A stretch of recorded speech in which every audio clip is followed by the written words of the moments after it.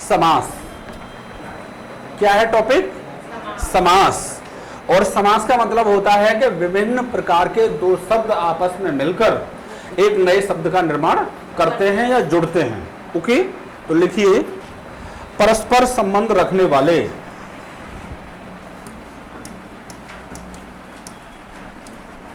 परस्पर का मतलब क्या जानते हो? आपस में परस्पर संबंध रखने वाले दो या दो से अधिक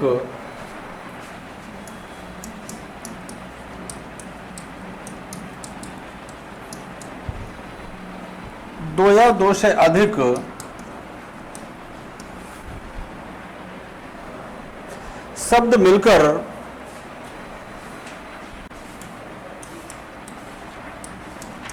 मिलकर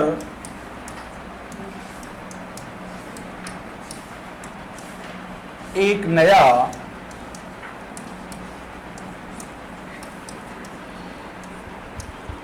सार्थक शब्द बनाते हैं।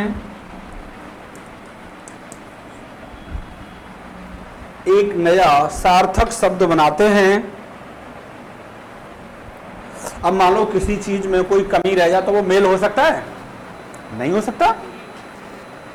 आपस में कोई कमी नहीं है, दोनों बराबरी की हैसियत से जुड़ रहे हैं, तब उस विकार रहित शब्द को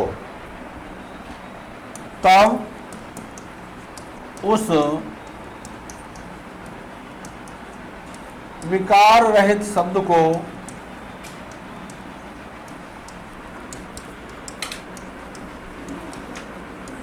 समास कहते हैं।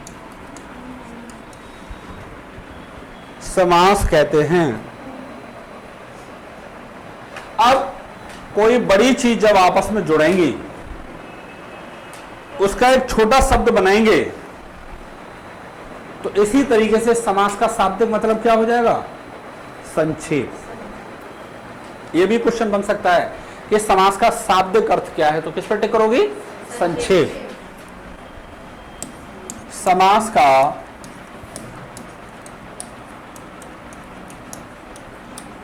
शाब्दिक अर्थ क्या कहलाएगा बेटा?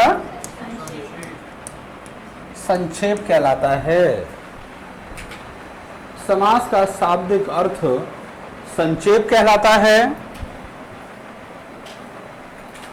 एक और डेफिनेशन को लिखिए,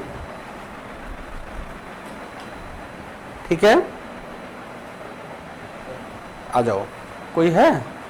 विभिन्न पदों का, चेतन कहाँ है? अभी चेतन कर लिए चल रहा है, ठीक है, बिठा दो। विभिन्न पदों का एक पद में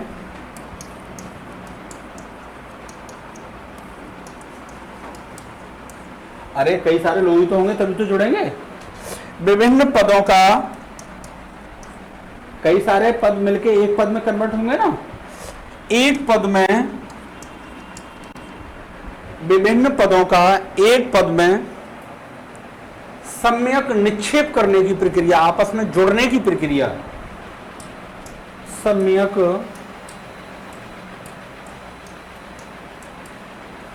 निक्षेप करने की प्रक्रिया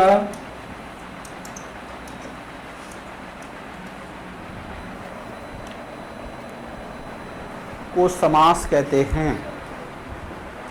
को समास कहते हैं।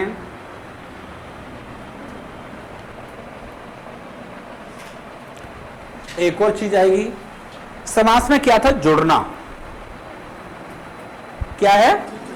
लेकिन समास में एक शब्द मिलेगा आपको, विग्रह। इसमें क्या होगा? विग्रह में इसमें जुड़ाव होगा या बिखराव होगा? अरे इसमें अलगाव होगा, बिखराव होगा। अभी तो शब्द जुड़ रहे थे ना, तो इसको हम क्या कर रहे थे? समास कर रहे थे। लेकिन अब शब्द क्या होगा? इसमें अलगाव होगा, तो उसको क्या कहेंगे? विग्रह कहेंगे, टूटना कहेंगे, सेपरेशन बोलेंगे। ओके, लिखिए सामासिक पद को विखंडित करने की क्रिया, सामासिक पद को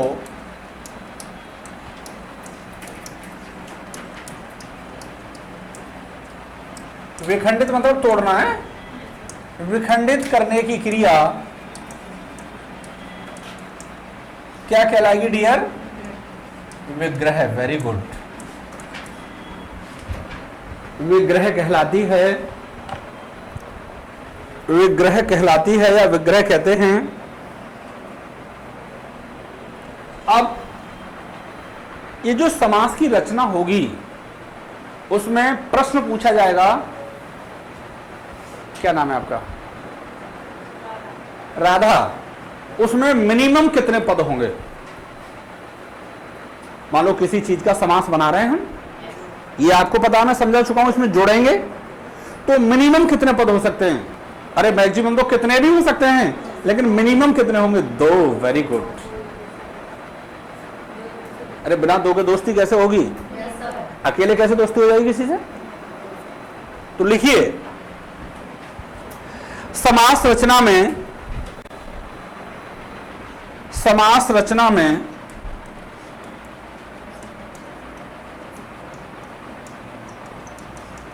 राधा कितने पद होंगे? प्राय 2 पद होते हैं। Very good. प्राय 2 पद होते हैं। अब एक तो पहला पद होगा, कैसा होगा? पहला पद। और पहले पद को क्या कहेंगे आप बताइए? अरे फर्स्ट स्टेप पूर्व पद कहलाएगा ना। पहला पद लिख लो, पहला पद पूर्व पद कहलाता है। पहला पद पूर्व पद कहलाता है और दूसरा पद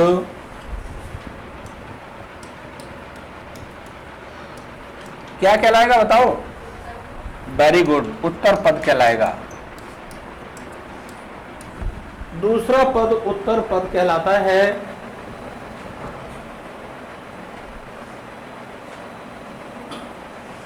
जैसे एग्जाम्पल,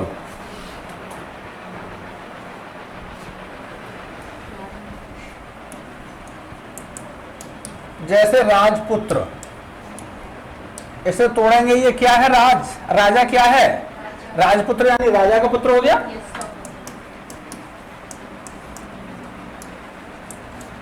अब इसमें राजा क्या है? अरे पूर्व पद है भैया। और पुत्र क्या है भैया? उत्तर पद। लिख लो।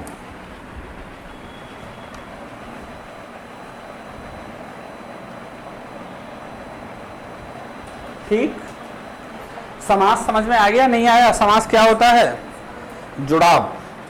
कम से कम इसमें 2 पद होते हैं, ठीक है, जिसमें एक पहला पद कौन सा होता है? पूर्व पद, और दूसरा कौन सा होता है? उत्तर पद। ठीक है। अब लिखिए पैरा चेंज करके, टाइप्स ऑफ समास, समास के भेद।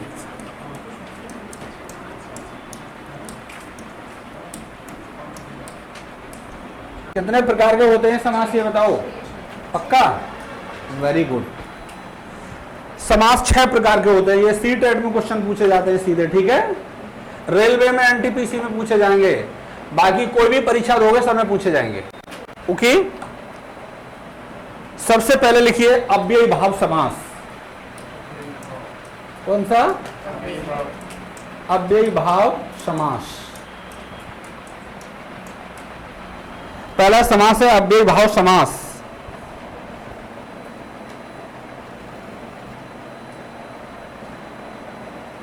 लिखो, जिस समास का पहला पद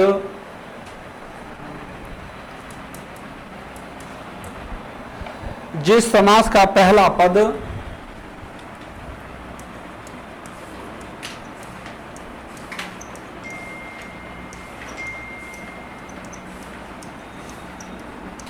अव्यय हो, क्या हो भैया? अव्यय हो और जिससे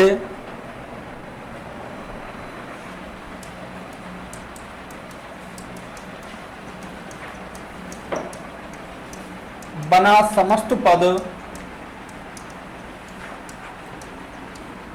बना समस्त पद क्रिया विशेषण की तरह प्रयुक्त होता हो।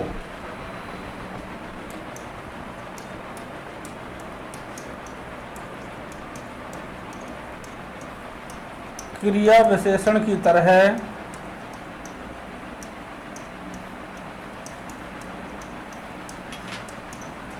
प्रयुक्त होता हो, क्या कहेंगे उसे? अव्ययी भाव समास कहते हैं। अब यहां पे एक चीज और पूछेगा कि अव्ययी भाव का मतलब क्या है। ये जो शब्द है अव्ययी भाव का मतलब क्या है, मीनिंग क्या है, कोई बताएगा? जो व्यय ना हो, जो खर्च ना हो, लिख लो, जो व्यय ना हो, जो व्यय ना हो।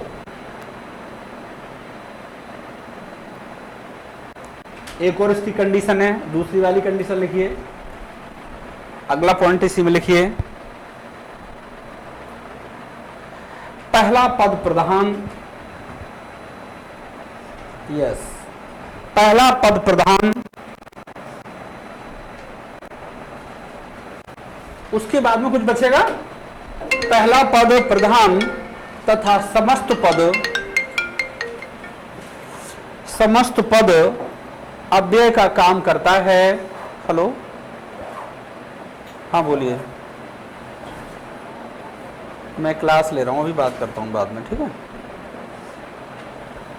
पहला पद प्रधान और समस्त पद अव्यय का काम करता हो, ये तो पता चल गया। दूसरा इसमें लिखिए, पहला पद प्रधान तथा समस्त पद अव्यय का काम करता है, अर्थात एक साथ ही किसी शब्द का प्रयोग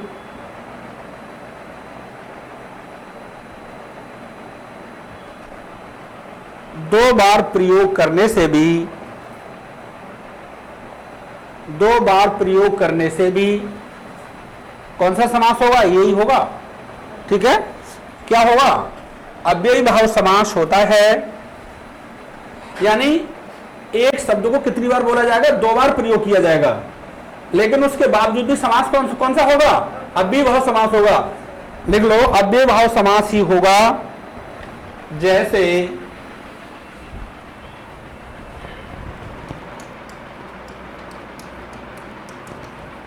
दिनों दिन, एक ही शब्द आ रहा है, दोनों शब्द आए, दोनों एक से शब्द आए तो अव्ययी भाव समास है, ठीक है। तो दिनों दिन एक से शब्द हैं, अलग अलग हैं? एक और एग्जाम्पल लो, धीरे धीरे से मेरी जिंदगी में आना है, धीरे धीरे,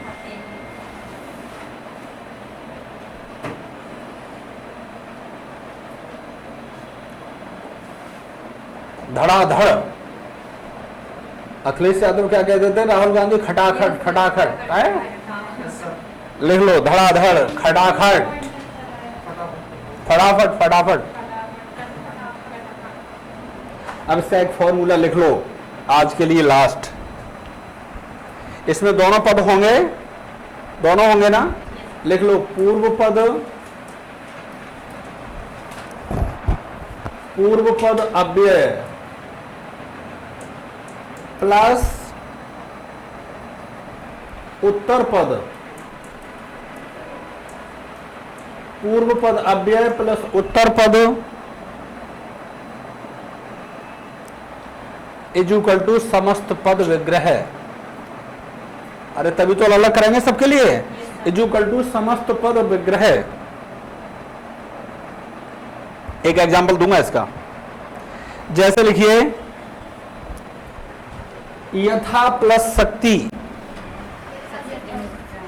यथा प्लस शक्ति, क्या मतलब हो जाएगा इसका? शक्ति के अनुसार, अकॉर्डिंग पावर। लिख लो, यथा प्लस शक्ति इज इक्वल टू शक्ति के अनुसार।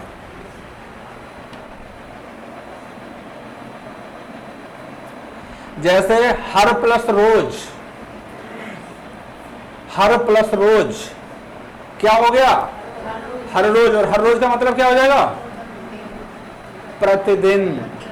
लिख लो, हर प्लस रोज, हर रोज इज इक्वल टू प्रतिदिन। एक और लिख लो, एका प्लस एक, चेतन को बुला लो, एका प्लस एक क्या हो जाएगा? वेरी गुड, एका एक। और एका एक का मतलब क्या होता है सर्वेश? एका एक का मतलब क्या होगा बताइए किम्मी जी, हैं? आप बताओ। अचानक एकाएक घटना हो गई, कहते हैं ना एकाएक, एकाएक, अचानक, ठीक है, अचानक। That's enough for today.